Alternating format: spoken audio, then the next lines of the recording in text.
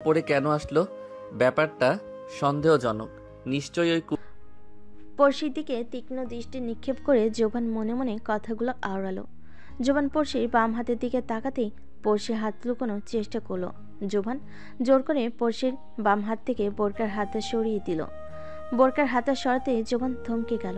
নিজেকে সামলে সে বলল, কুটনি বুড়িটা এই জঘন্য কাজ করেছে তোমার সাথে? জোবানের রাগী মুখের দিকে পড়শির টলমলো চোখে তাকিয়ে রইল। আপনি আপনার মিষ্টি পরীর কথা কিভাবে ভুলে গেলেন জোবান ভাইয়া? আর আঙ্কেল আন্টিও আমাকে এত সহজে ভুলে গেল কিভাবে? আমার তো খোঁজ খবর নিতে পারতেন আপনারা।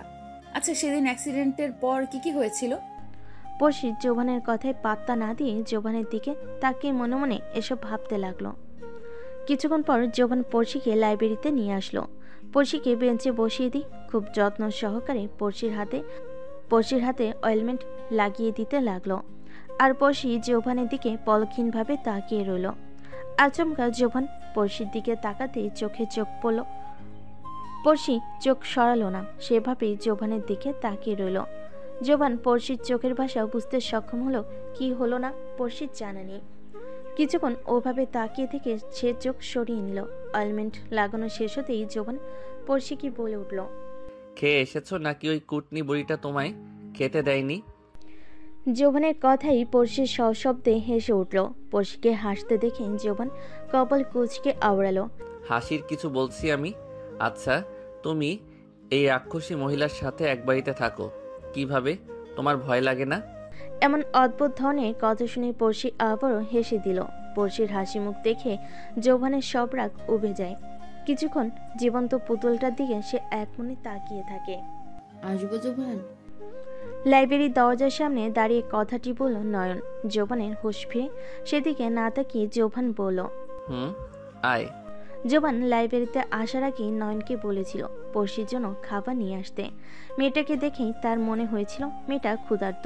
খাবারের প্যাকেট রেখে নয়ন চলে যায়। খেয়ে নিন মিস রাগিনী। জোবানের কথাই পড়শির ভ্রুযুগল কুঁচকে এলো। মনে মনে আওড়ালো, লোকটি কি পাগল হয়ে গেল নাকি? কখনো আপনি বলছে তো কখনো তুমি। এসব ভাবার পর পড়শি গম্ভীর গলায় শুধালো, আমি বাড়ি থেকে খেয়ে এসেছি, আমার ক্ষুধা নেই। তোমার মুখ দেখেই বোঝা যাচ্ছে তুমি খেয়ে আছো নাকি না খেয়ে আছো। কথা না শুনলে শাস্তি পাবে গবে। চুপচাপ খেয়ে নাও। আগের বারের মতো নর্দমায় পড়ার শখ থাকলে না খেতে পারো, আমার সমস্যা নেই। পড়শি কিছু বলল না। নর্দমায় পড়ার কথা শুনে পড়শির নাক উঁচু হয়ে এলো। যে এখানে কেই বা যেতে চাই। এদিকে তার সত্যি অনেক ক্ষুধা লেগেছে, তাই আর কিছু না ভেবে খাওয়া শুরু করলো সে। পড়শিকে খেতে দেখে স্বস্তির নিঃশ্বাস ফেলে জোবান শান্ত গলায় বলে, আমি যাচ্ছি তাহলে মিস রাগিনী, তুমি খেয়ে ক্লাসে চলে যাবে। পড়শি মাথা নাড়িয়ে হ্যাঁ বলল। জোবান লাইব্রেরির দরজার কাছে এসে সহসে পুনরায় থেমে গেল। পিছনে ফিরে তাকালো, তারপর পড়শির উদ্দেশ্য করে আওড়ালো, তোমার হাসিটা মারাত্মক কিউট মিস রাগিনী। পড়শি খাবার রেখে দিয়ে সম্মুখে তাকালো জোবানের কথায়। লজ্জা পেল পড়শি। পড়শিকে লজ্জা পেতে দেখে জোবান মৃদু হাসে। তারপর পুনরায় মুখে গাম্ভীর্যতা রেখে লাইব্রেরির বাহিরে পা বাড়ায়। জোবান যেতেই পড়শি চুপচাপ খাওয়ায় মনোযোগ দেয়। জোবান লাইব্রেরি থেকে বেরিয়ে প্রান্তরে আসতেই ৫-৬টা বাইক জোবানের চারপাশে গোল হয়ে ঘুরতে লাগলো।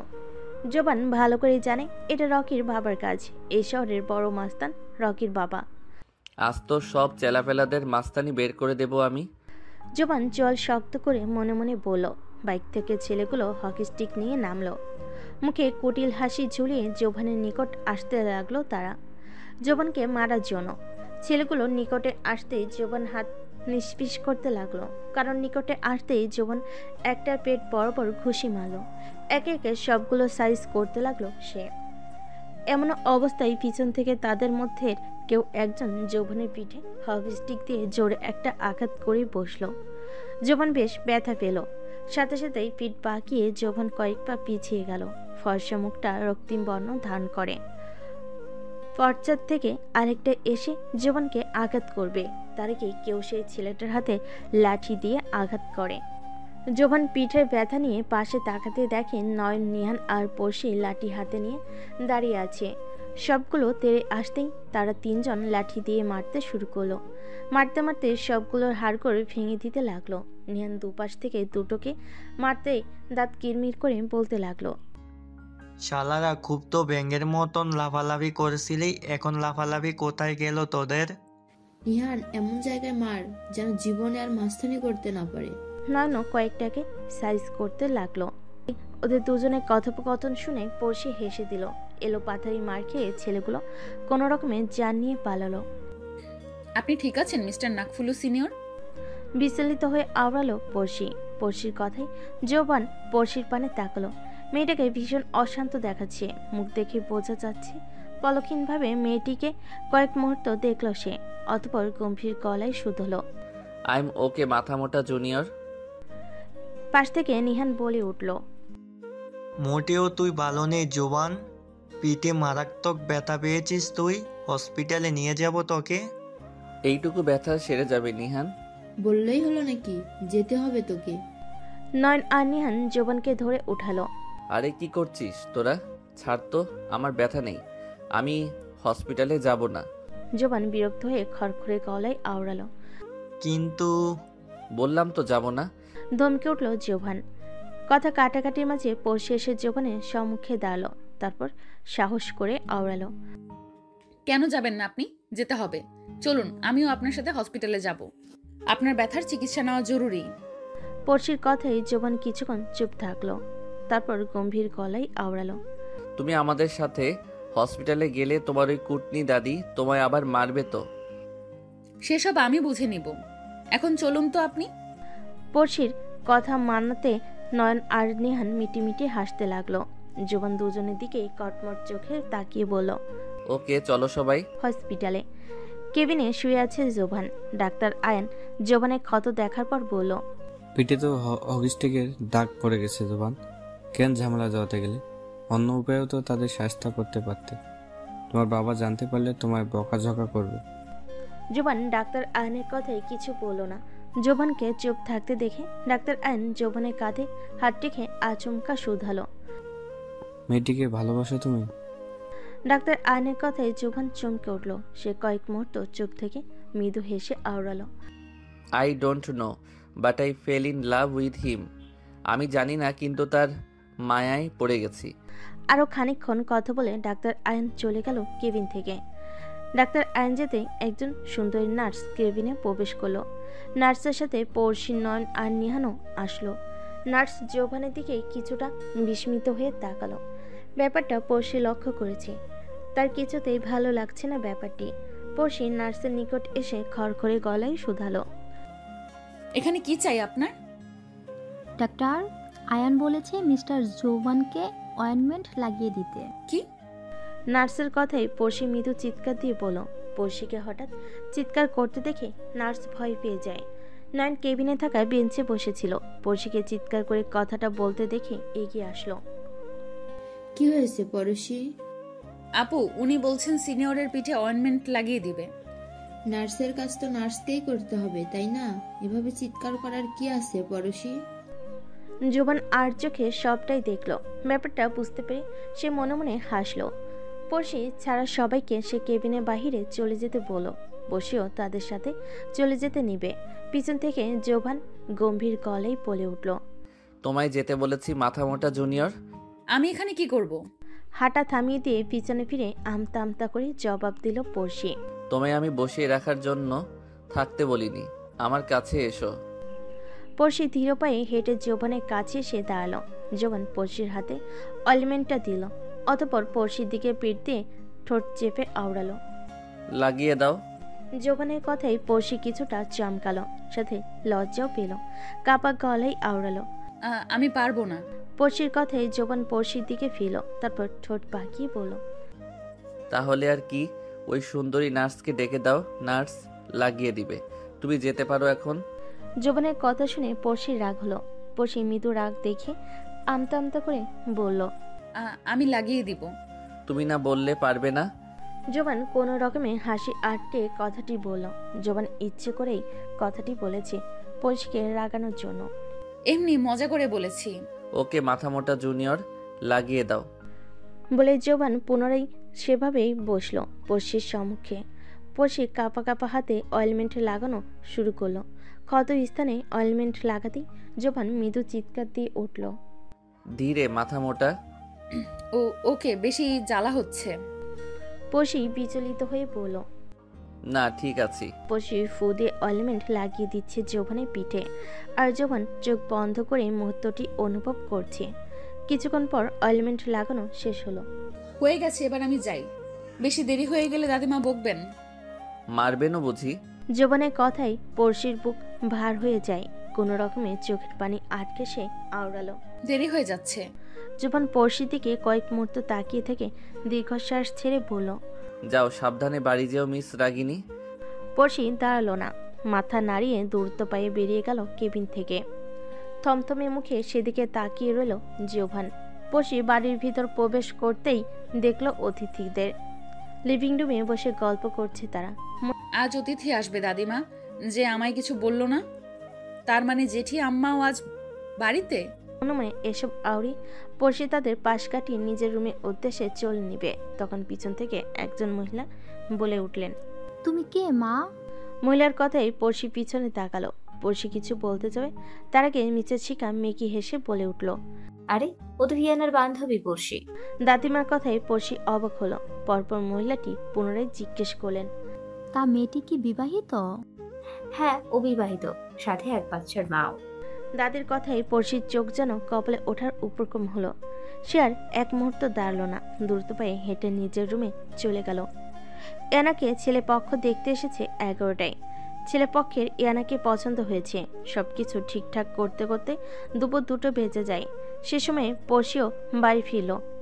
ইয়ানার বিয়েটা যেন না ভেঙে যায় পড়শির কারণে। তার জন্য মিসেস শিকা পাত্রর মাকে মিথ্যা বলেছেন। পড়শির দাদিমার কথাগুলো বারবার মনে করছে আর হেসে যাচ্ছে। সিরিয়াসলি দাদিমা, আমায় ওনাদের সামনে এক বাচ্চার মা বানিয়ে দিলেন। শেষমেশ এই দিন দেখার বাকি ছিল আমার। বাহ, ভালোই অভিনয় করতে পারেন আপনি দাদিমা। আপনি তো একটা কাজ করলেই পারেন, অভিনয়ে যোগ দিতে পারেন। যাক, তাও যেন ইয়ানা আপুর বিয়েটা ভালোই হয়ে যায়।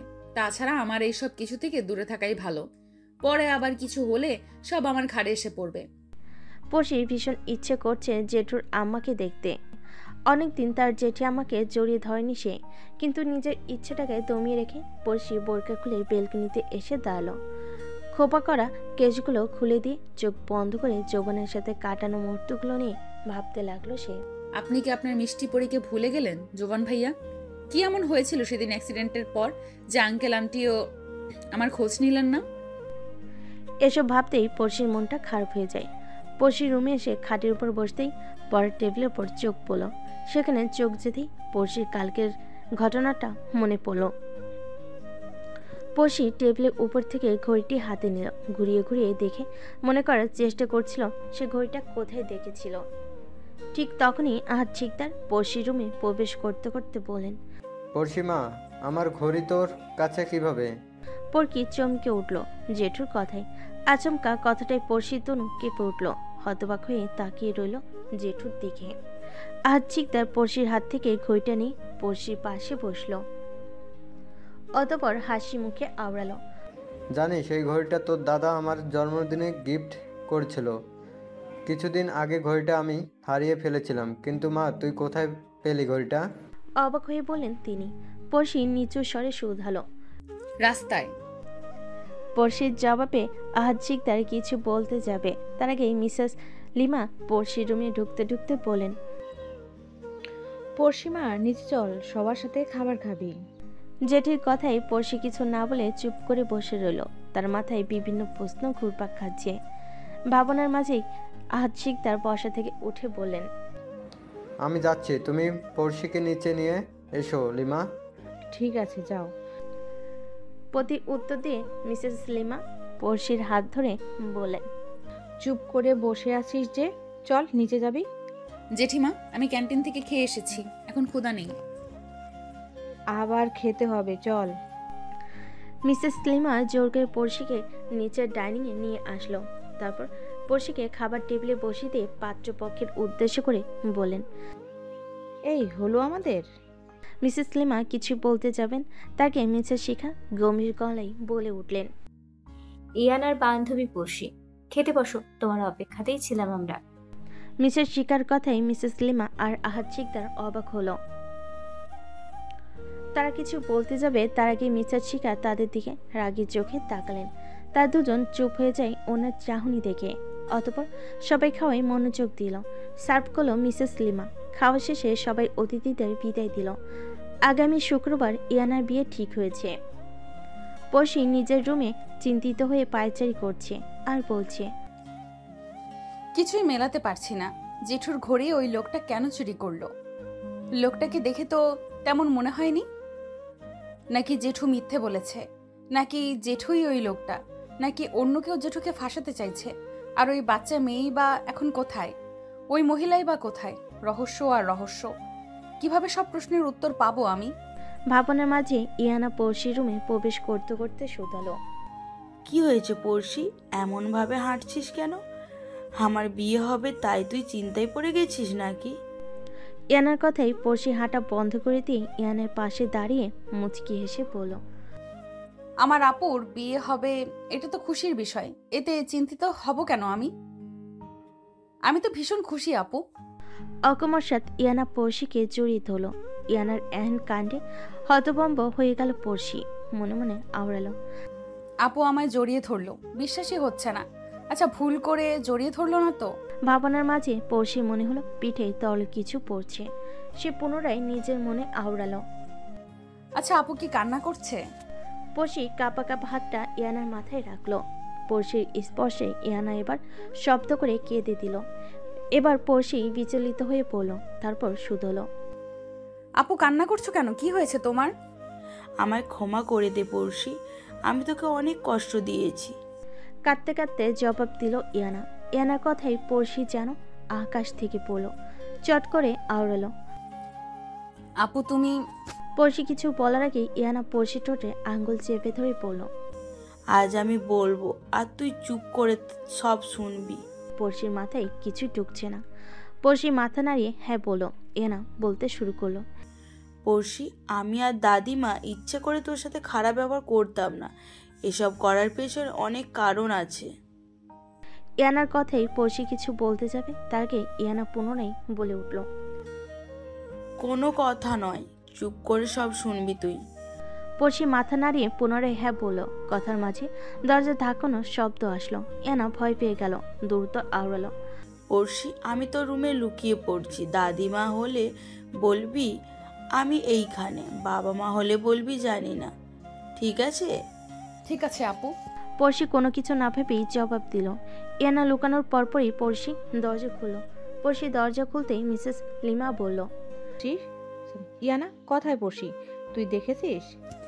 না জেঠি আম্মা, আমি দেখিনি। আপুর রুমে গিয়ে দেখো আছে কিনা। গিয়েছি, পাইনি। তাহলে হয়তো ছাদে থাকতে পারে। ঠিক আছে, আমি ছাদে যাচ্ছি, তুই কিচেনে গিয়ে রান্নাটা সামলে নে। ঠিক আছে জেঠি আম্মা, তুমি যাও, আমি সামলে নেব। লিমা ছাদে চলে গেলেন আর পড়শি কিচেনে চলে গেল। ইয়ানা পর্দার আড়ালে লুকিয়েছিল। দুজন যেতেই ইয়ানার রুম থেকে বেরিয়ে গেল। মায়ের এক্ষুনি আসতে হলো। পড়শিকে সবটা বলতে পারলে শান্তি লাগ। যাক, পরে সুযোগ বুঝে পড়শিকে সবটা না হয় বলে দেব। ইয়ানা খাটের উপর চিন্তিত হয়ে বসে এসব আওড়ালো। তখনই মিসেস শিখা ইয়ানার রুমে আসলো। উনি বললেন, ইয়ানা, সবকিছু বলেছিস তো পড়শিকে? তোর মা? না দাদিমা, তার আগে মা ওখানে চলে এসেছে। মা হয়তো বুঝতে পেরে গেছে। এখন থেকে যেই কাজই করব তোর বাবা মাকে বুঝতে দেওয়া যাবে না। দাদিমার কথায় ইয়ানা দাদিমাকে জড়িয়ে ধরে আওড়ালো, দাদিমা, এই নরক থেকে কবে মুক্তি পাবো? সব ঠিক হয়ে যাবে ইয়ানা। মিসেস শিখা ইয়ানার মাথায় হাত বুলিয়ে দিতে দিতে আওড়ালেন, পড়শি আনমনে রান্না করছে। পোড়া কিছুর গন্ধ নাকে আসতেই পড়শি দ্রুত গ্যাস স্টোভ বন্ধ করে দিল। পরপর চিন্তিত হয়ে আওড়ালো, কি হলো? আমার সবকিছু এমন ওলটপালট লাগছে কেন? জোবান ভাইয়ার শরীর ঠিক আছে তো? ওনার মোবাইল নাম্বারটাও আমার কাছে নেই যে খবর নিব। এরই মাঝে মিসেস লিমা কিচেনে প্রবেশ করলেন। তিনি বিচলিত হয়ে পড়শির পানে এগিয়ে এসে শুধালেন, পড়শি, আজকাল মন কথায় থাকে তোর? তরকারি তো পুড়িয়ে ফেলেছিস। ওনার কথাই পড়শি ঘাবড়ে জবাব দেয়, আসলে জেঠি আম্মা। পড়শি আরও কিছু বলার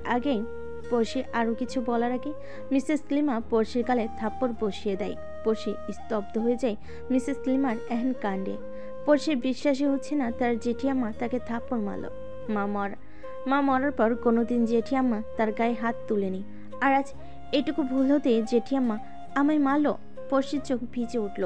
ভাবনার মাঝেই মিসেস লিমার কর্কশ গলা শোনা যায়, বের হ কিচেন থেকে, অপয়া মেয়ে একটা। আমার মেয়ের বিয়েতে কোনো অঘটন না হলেই হলো। মেয়েটার বিয়ে হোক, তারপর তোকে এই বাড়ি থেকে বিদায় করব আমি। শুধু ওনার জন্যই তোকে এতদিন সহ্য করে যাচ্ছি, না হলে কবেই তোকে বাড়ি থেকে বের করে দিতাম।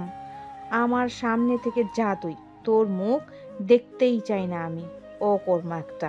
মিসেস লিমা পড়শিকে কিচেন রুম থেকে ধাক্কা দিয়ে বের করে দিলেন। এতদিন পড়শি সবকিছু সহ্য করলো, ও আজকের ঘটনাটা পড়শি মেনে নিতে কষ্ট হচ্ছে। তার কেমন দম বন্ধ লাগছে। যাকে মায়ের জায়গায় বসিয়েছে সে তাকে কষ্ট দিল। পড়শি ধীরে ধীরে নিজের রুমে আসলো। পড়শির মনের দিক থেকে পুরোপুরি ভেঙে পড়েছে।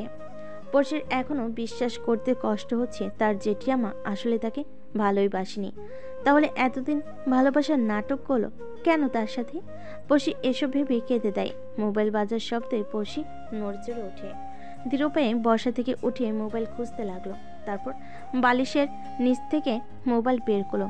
স্ক্রিনে নাম্বার দেখে অস্পষ্ট স্বরে শুধালো, অপরিচিত নাম্বার। ফোন রিসিভ করবে কিনা সে ভাবছে। বারবার ফোন আসছে একই নাম্বার থেকে। কয়েক মুহূর্ত ভাবার পর পড়শি ফোন রিসিভ করলো। ওপাশ থেকে বলে উঠল, মিস মাথামোটা জুনিয়র, বাড়ির বাইরে আসুন তো, আমি দাঁড়িয়ে আছি। মিস্টার নাকফুলো সিনিয়র আপনি? পড়শি অবাক হয়ে বলল, আমার হাতে সময় বেশি নেই মাথামোটা, নিচে আসো দ্রুত। পড়শির কথাই জবাব না দিয়ে আওড়ালো। পড়শি দ্রুত জবাব দিল, ও ওকে আসছি। ফোন কেটে দিয়ে পড়শি দ্রুত বাড়ির গেটের সামনে আসলো। জোভান, নয়ন, নিহান আর জিহা দাঁড়িয়ে আছে। ওদের সবাইকে দেখে পড়শি কিঞ্চিত অবাক হলো। সম্মুখে এগিয়ে এসে বিস্মিত হয়ে আওড়ালো, আপনারা? চলো। জিয়া পড়শির হাত ধরে বলল, এই সন্ধ্যাবেলা কোথায় যাব? কথায় জবাব দিতে না পেরে পড়শি আশ্চর্য হয়ে আওড়ালো, আমাদের সাথে গেলেই বুঝতে পারবে মিস রাগিনী। যখন জবাব দেয় পরক্ষণে জিয়া পড়শির হাত ধরে গাড়ির নিকটে নিয়ে আসলো। পড়শিও বাধ্য মেয়ের মতো গাড়িতে উঠে বসলো। 1 ঘন্টা গাড়ি ড্রাইভ করার পর একটা বড় বাড়ির সম্মুখে এসে গাড়িটি থামলো। আপনারা আমায় এখানে কেন নিয়ে আসলেন? পড়শি কিঞ্চিত অবাক হয়ে প্রশ্ন করলো। জবাবে নিহান বলল, বাড়ির ভিতরে যাওয়ার পর সব ক্লিয়ার হয়ে যাবে তোমার। পড়শি কিছু বলল না, শুধু চিন্তিত হয়ে মাথা নাড়ল। পরক্ষণে সবাই একসাথে বাড়ির ভেতর প্রবেশ করলো। সবাই প্রথমে প্রবেশ করতে একটা বাচ্চা মেয়ে এসে পড়শির হাঁটু জড়িয়ে ধরলো। অকস্মাৎ এমন হতে পড়শি ভয় পেয়ে গেল। তারপর নিজেকে সামলিয়ে পড়শি মলিন হেসে শুধালো, কে তুমি পিচ্চি? পড়শির কথায় বাচ্চা মেয়েটি মুখ তুলে পড়শির দিকে তাকালো। মেয়েটির মুখ দেখতেই পড়শি আশ্চর্য হলো। পড়শির সঙ্গে সঙ্গে মেয়েটিকে কোলে তুলে নিল। অতঃপর আওড়ালো, কেমন আছো শিফা? ভালো আছি। পড়তে তুমি কেমন আছো? শিফার কথা শুনে সবাই মুখ টিপে হাসছে, কিন্তু পড়শি হাসলো না। তার মাথায় অনেক প্রশ্ন ঘুরপাক খাচ্ছে। ঠিক তখনই সেদিনকার মহিলাটি পড়শির সম্মুখে হাসি মুখে এসে দাঁড়ালো। পরপর আওড়ালো, তোমার সব প্রশ্নের উত্তর দেওয়া হবে পড়শি, আগে বসো। আর হ্যাঁ, আমি রুবি, নিহানের বড় বোন। পড়শি কিছু না বলে তাকিয়ে আছে। সে কি বলবে কিছুই বুঝতে পারছে না। নয়ন পড়শিকে সোফায় বসিয়ে দিয়ে শান্ত গলায় শুধোলো, আমি তোমায় সবটা বুঝিয়ে বলছি, তারপর সবকিছু বুঝতে পারবে। নয়নের কথায় পড়শি মাথা নাড়িয়ে জবাবে বলল। নয়ন বলতে শুরু করলো, ভার্সিটির প্রথম দিন তুমি শিফাকে বাঁচিয়েছিলে। সেদিন তোমার কথা রুবি আপু বলেছে, কিন্তু আমরা কেউ তোমায় চিনতে পারিনি। কিন্তু জোবানের সাথে প্রথম দিন তোমার ঝগড়া হয়েছিল না, সেদিন লুকিয়ে তোমার কয়েকটি পিক তুলেছিলাম আমি আর নিহান। তারপর আবার তুমি সেদিন বিকেলবেলা আবার শিফাকে বাঁচিয়েছিলে। আর শিফা নিহানের ফোনের গ্যালারির পিক দেখছিল। তখন তোমার আর জোবানের পিকটা দেখে শিফা নিহানকে বলে, মামা এই মেয়েটা আমায় বাঁচিয়েছিল। নিহান তো তোমায় আগে থেকেই চেনে, তাই সব ক্লিয়ার হয়ে যায়। মেয়েটি আর কেউ নয়, আমাদের সবার পড়শি। নিহান তখন রুবি আপুকে সবটা বলে। তখন রুবি আপু অনেক করে বলেছিল তোমায় আজ নিয়ে আসতে, তাই নিয়ে আসলাম। সব শুনে পড়শি অবাক হয়। কয়েক মুহূর্ত চুপ থাকার পর আওড়ালো, কিন্তু আমার থেকে তো ওই লোকটি শিফাকে জোর করে নিয়ে গেছিল সেদিন। লোকটি পুলিশের সামনে পড়তে শিফাকে রেখে পালিয়ে গেছে। নিহান আর রুবি আপু খুঁজতে খুঁজতে পুলিশের কাছে গিয়েছিল। তখন পুলিশ শিফাকে দেখেছিল। এভাবে শিফাকে আমরা পেয়েছিলাম। একটা বাচ্চা মেয়ের সাথে কি শত্রুতা তার? সেটা তো ওই লোকেই বলতে পারবে। কয়েকদিন পর পর শিফাকে পাওয়া যায় না। শিফার কাছ থেকে সরে গেলেই শিফাকে কিডন্যাপ করে ফেলে। তার অবশ্য বিশেষ কারণও আছে। শিফার বাবার মৃত্যুর পর সব সম্পত্তির মালিক শিফা। এই জন্যই মেয়েটার আজ এই অবস্থা। সব শুনে পড়শির অনেক খারাপ লাগলো। সে কিছুক্ষণ চুপ থাকে। পাশে তাকাতেই দেখে যখন গালে হাত দিয়ে এক দৃষ্টিতে পড়শির দিকে তাকিয়ে আছে। পড়শি দ্রুত চোখ নামিয়ে ফেল। এরপর চিন্তিত হয়ে সে আওড়ালো, আমায় বাড়ি যেতে হবে, দেরি হলে আমার সমস্যা হবে। তখন রুবি এসে বলল, না খেয়ে যেতে দিচ্ছি না তোমায়। রুবি জোর করে পড়শিকে খাইয়ে ছিল। যাওয়ার আগে পড়শিকে জড়িয়ে ধরে বলল, আমি তোমার আরেকটা বোন। কোনোদিন কোনো সমস্যায় পড়লে আমার কাছে এসো, আমি তোমার পাশে আছি পড়শি। রুবির কথায় পড়শি মিলান হাসে। তারপর বিদায় দেয় সবাইকে। জোবান পড়শিকে বাড়িতে পৌঁছে দেয়। কি রে নয়ন, রাস্তায় দাঁড়িয়ে আছিস যে, বাড়ি যাবি না? নিহানের কথায় নয়ন বলে, অটোর জন্য দাঁড়িয়ে আছি। অটো যেহেতু পাচ্ছিস না, চল হাঁটতে হাঁটতে কথা বলি। এই সন্ধ্যায় তুই হাঁটাবি আমায়? আমার পা ব্যথা, আমি হাঁটতে পারবো না নিহান। সোজা বললেই তো হয়, আমার কোলে উঠতে মন চায়। দুষ্টু হেসে বলল নিহান। নিহানের কথায় নয়ন অবাক সুরে বলে, মানে তোর কি মাথা খারাপ হয়ে গেল নাকি? এসব কি বলছিস তুই নিহান? আরে মজা করেছি নয়ন। ও, অটো চলে এসেছে, আমি যাই নিহান, আল্লাহ হাফেজ। নিহানের কথাই নয়ন অবাকের সুরে বলে নয়ন অটোতে উঠে বসে। নিহান কিছু বলল না, মন খারাপ করে নয়নের যাওয়ার পানে তাকিয়ে রইল। পড়শির বাড়িতে প্রবেশ করতে দেখল সমগ্র বাড়ি অন্ধকার হয়ে আছে। এত অন্ধকার দেখে পড়শি কিঞ্চিত ভয় হয়। পড়শি ভয় জড়িত গলায় আওড়ায়, জেঠু, ইনায়া আপু, দাদিমা, তোমরা সবাই কোথায়? সবাই কি শপিং করতে চলে গেল নাকি? খুব ভয় লাগছে আমার। পিছন থেকে কারোর উপস্থিতি অনুভব করলো পড়শি। পড়শি ভয়ে ভয়ে পিছনে তাকালো, কিন্তু কেউই নেই। হঠাৎ পিছন থেকে কেউ পড়শির গলা টিপে ধরল। সহসা এমন আক্রমণে পড়শি ভয় পেয়ে যায়। দম বন্ধ হয়ে আসছে তার। পড়শি ছাড় পাওয়ার চেষ্টা করছে, কিন্তু লোকটি কিছুতেই পড়শিকে ছাড়ছে না। এমন সময় বাহির থেকে গাড়ির শব্দ আসতে লোকটি পড়শিকে ছেড়ে দেয়। পড়শি গলায় হাত দিয়ে কাশতে কাশতে আলো জ্বালানো। তখন ইয়ানা, মিসেস লিমা, আহাদ শিকদার আর মিসেস শিখা বাড়িতে প্রবেশ করলো। পড়শিকে গলায় হাত দিয়ে কাশতে দেখে ইয়ানা টেবিল থেকে পানি এনে পড়শিকে দিল। পড়শি পানি গ্লাস নিতে যাবে, ইয়ানা পানি গ্লাস সরিয়ে নিয়ে বলল, আহারে, খুব তেষ্টা পেয়েছে বাবুটার, তাই না? নে পানি নে। ইয়ানা পানি গ্লাস ওপর নিচ করতে লাগলো। এক পর্যায়ে ইয়ানা পড়শির মুখে পানি ছুঁড়ে মারল। পড়শি স্তব্ধ হয়ে গেল ইয়ানার কাণ্ডে। টলমল চোখে ইয়ানার দিকে তাকিয়ে পড়শি মনে মনে আওড়ালো, সেকেন্ডে সেকেন্ডে রূপ বদলিয়ে ফেলে এরা, কি জঘন্য এরা। চৌধুরী ম্যানশন। জোবান আর জিয়া বাড়িতে পৌঁছে বাড়ির ভিতর প্রবেশ করতেই তখন ওরা অনেকগুলো মেয়েকে তাদের বাড়ির ভিতরে ঝগড়া আর মারামারি করতে দেখলো। জোবান আর জিয়া দরজার আড়ালে লুকিয়ে বলল, ভাই এগুলো তো সব তোর গার্লফ্রেন্ড। জিয়া ফিস ফিসিয়ে আওড়ালো, এখন কি হবে জিহা বোন আমার? জোবান কাদো কাদো হয়ে আওড়ালো। জোবানে কাদো কাদো চেহারা দেখে জিয়া হেসে দেয়। জিয়াকে হাসতে দেখে জোবান রাগী দৃষ্টিতে জিহার দিকে তাকিয়ে বলে, আমি আছি মহা বিপদে, আর তুই হাসছিস জিহা? বিপদে পড়ার মতন কাজ করলে বিপদে তো পড়বেই ভাই আমার। কিছুটা কৌতুকের সুরে জবাব দেয় জিহা। জোবান পুনরায় ডেকে বলে, চুপ কর তো তুই, দেখি কি হচ্ছে ওখানে। চল দেখি। জিয়া ঠোঁট চেপে হাসি আটকে কথাটি আওড়ালো, জোবান আমায় ভালোবাসে, ডাইনি তোকে না। প্রথমজন বলল, জোবান আমায় বলেছে ও আমায় ভালোবাসে পেতনি।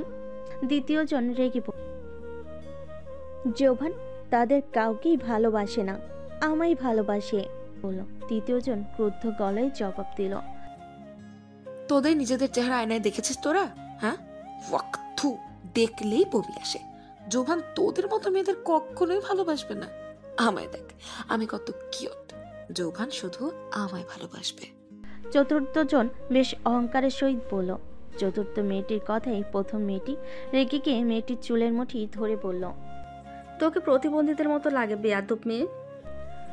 আবার চতুর্থ মেয়েটি প্রথম মেয়েটির হাতে কামড় বসিয়ে দেয়। শুরু হলো মারামারি।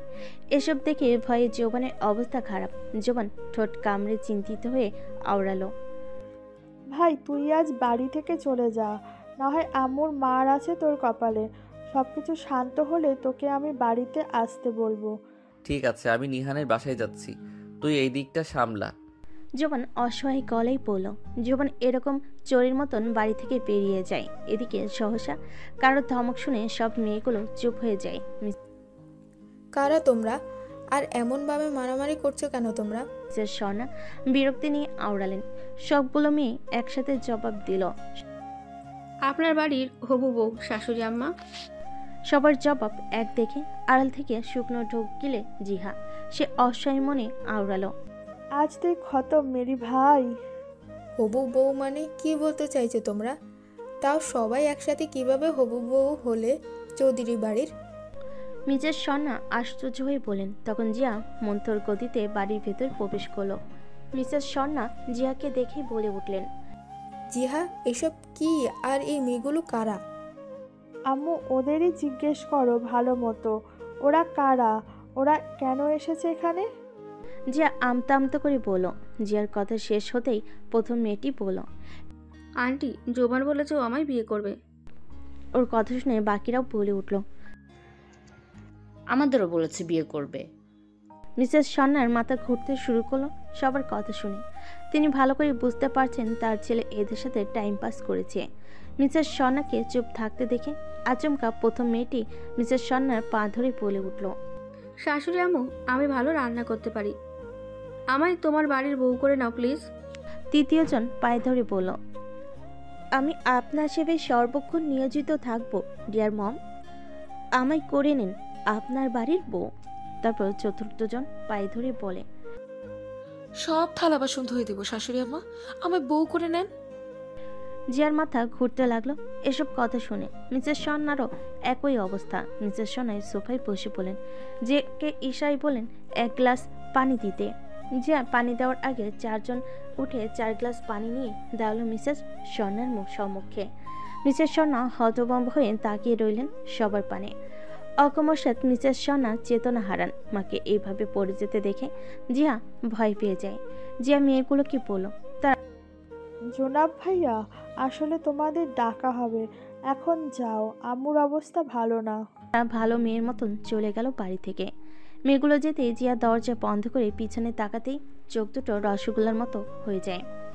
মিসেস সোনা পানি খাচ্ছে বসে বসে। জিয়ার এখন বেশ হাসি পাচ্ছে। জিয়া আর না পেরে জোরে জোরে হাসতে শুরু করলো। তার মা কি অভিনয়টাই না করলো। জিয়াকে হাসতে দেখে মিসেস সোনা রাগী দৃষ্টিতে তাকালেন মেয়ের পানে। জিয়া চুপ হয়ে গেল মায়ের চাহনি দেখে। মুখে হাত দিয়ে জিয়া সোফায় দৌড়ে চলে গেল লিভিং রুম থেকে। চিন্তিত হয়ে সোফায় বসে রইলেন মিসেস সোনা।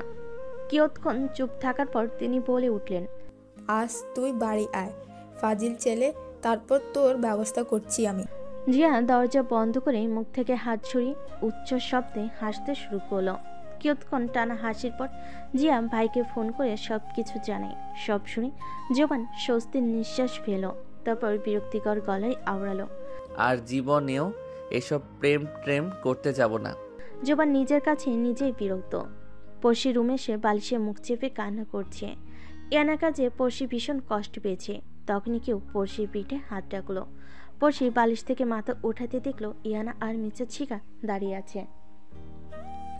পড়শির চোখের পানি মুছে শোয়া থেকে উঠে বসলো। পড়শির এখন এদের দুজনকে কিছুতেই বিশ্বাস হয় না। পড়শির মুখ অন্যদিকে ফিরিয়ে চুপ করে বসে রইল। ইয়ানা পড়শির পাশে বসে পড়শির হাতের উপর হাত রাখলো। পড়শি ইয়ানার দিকে তাকালো কিন্তু কিছু বলল না। ইয়ানা কান্না ভেজা চোখে পড়শির দিকে তাকিয়ে আওড়ালো, আই অ্যাম সরি বোন, আমি ইচ্ছে করে তোকে কষ্ট দিতে চাইনি। ইয়ানা পড়শির কথায় চমকালো, চমকে বলল, বুঝলাম না। তুই যাকে জেঠি আম্মা ভাবছিস আসলে সে তো জেঠি আম্মা নয়। কিছুই বুঝতে পারছি না আপু। পড়শি আশ্চর্য হয়ে বলল, আমি সব বলছি, তুই শান্ত হয়ে বস, সব কিছু শুনলেই বুঝতে পারবি।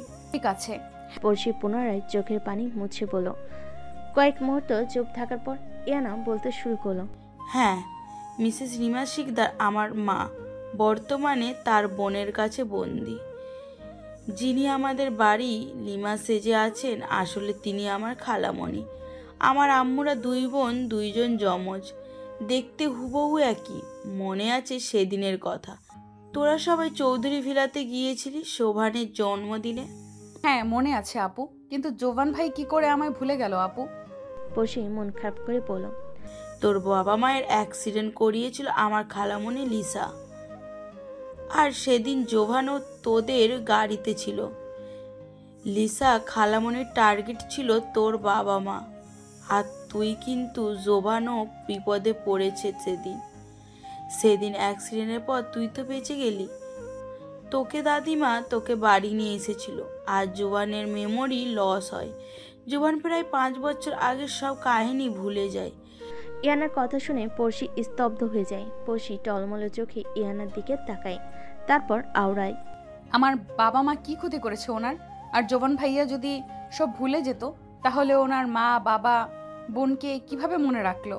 জোবান সব কিছু ভুলেনি, কিছু কিছু জিনিস মাথা থেকে মুছে গেছে ওর।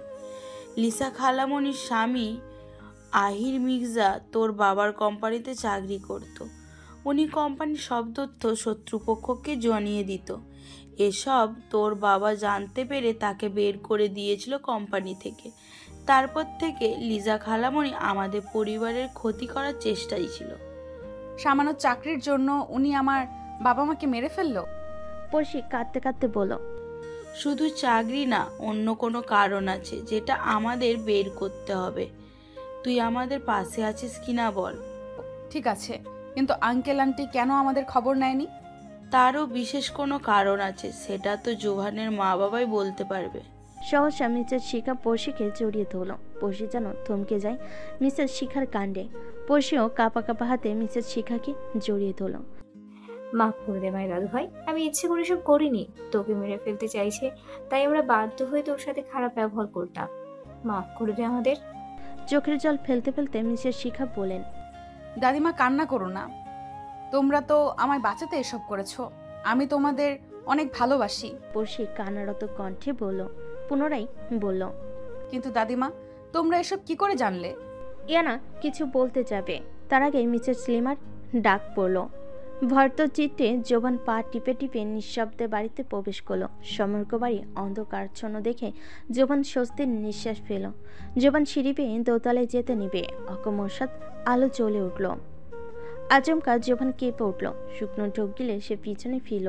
তাকাতেই সে দেখল তার মা মিসেস সন্না ঝাঁটা নিয়ে দাঁড়িয়ে আছে তার সম্মুখে। মায়ের এমন অগ্নিরূপ দেখে জোবান মনে মনে বলে উঠল, আজ তো তুই গেলি রে জোভান, আজ আব্বুর বউ তোকে মেরে গাছের সাথে উল্টো ঝুলিয়ে রাখবে। জোবান ঢোক গিলে এদিক ওদিক তাকিয়ে পালানোর পথ খুঁজছে। জোবান এদিক ওদিক তাকাতে দেখে মিসেস সন্না রেগে বলেন, এই শিক্ষা তোকে দিয়েছি আমি, বল চুপ করে আছিস কেন এখন? তুই যে মেয়েদের সাথে প্ল্যাটিং করে বেড়াস, এইসব তোর বাবার কানে গেলে কি হবে তুই বুঝতে পারছিস জোবান? লন্ডন থেকে আসুক তোর বাবা, তারপর তোর উড়া আমি বন্ধ করছি। তারপর মিসেস সন্না ঝাঁটা নিয়ে তেড়ে আসলেন জোভানের নিকটে। জোভান দিক বেদিক ছুটতে লাগলো। মিসেস সন্না ঝাঁটা নিয়ে ছেলে পিছনে ছুটছেন। জোভান দৌড় দিতে দিতে হাঁপানো গলায় আওড়ালো, আব্বুর বউ আমায় বিয়ে দিয়ে দাও, তাহলে আর কোনো মেয়ের সাথে দুষ্টুমি করব না, পাক্কা প্রমিস। ছেলের কথাই হতভম্ব হয়ে গেলেন মিসেস সন্না, অতঃপর রুষ্ট হয়ে আওড়ালেন, বেশরম বেহায়া, তোর লজ্জা করলো না বিয়ের কথা বলতে? না, লজ্জা লাগেনি। আব্বুর বউ, এত বড় একটা দামড়া ছেলেকে বউ ছাড়া রেখেছো, তুমি কত নিষ্ঠুর আব্বুর বউ। ছেলের কথা ভেবে দেখেছো একটিবার? মাকে রাগানোর জন্য জোভান বলল। ফের ঝাঁটা উঁচিয়ে মিসেস সন্না ছেলের পেছনে ছুটতে ছুটতে বলেন, আজ তোকে মেরেই ফেলবো আমি। জোবান আর উপায় না পেয়ে গেস্ট রুমে ঢুকে দরজা বন্ধ করে দিল। দরজা বন্ধ করে জোবান ঘন ঘন শ্বাস নিতে লাগলো। তারপর মৃদু হেসে বলল, আব্বুর বউ দেখছি আজ ভীষণ রেগে আছে। একটুর জন্য ঝাঁটার বাড়ি থেকে বেঁচে ফিরলি তুই জোভান। পড়শি ইদানিং তুই দরজা বন্ধ করে রাখিস কেন? দরজা খোল বলছি। বহুরূপীটা দরজা ধাক্কাতে ধাক্কাতে বলল। ওর চিৎকারে পড়শি ভয় জনক গলায় বলল,